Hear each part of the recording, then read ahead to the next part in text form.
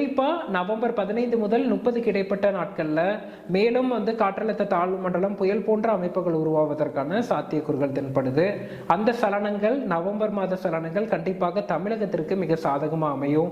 குறிப்பாக வடகடலோர மாவட்டங்கள், காவிரி படுகை மாவட்டங்களில் நல்ல மழைப்பொழிவு கொடுக்கும்.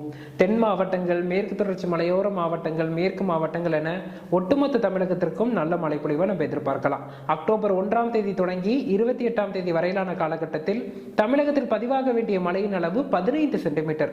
ஆனால் இன்று வரை பதிவாகி இருக்கக்கூடிய மழையின் அளவு கிட்டத்தட்ட 23 சென்டிமீட்டர்.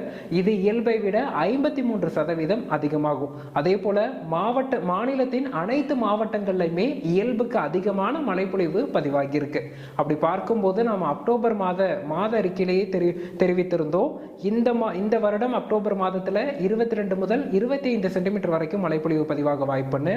தற்போது 23 சென்டிமீட்டரை அடைந்திருக்கும். இப்படி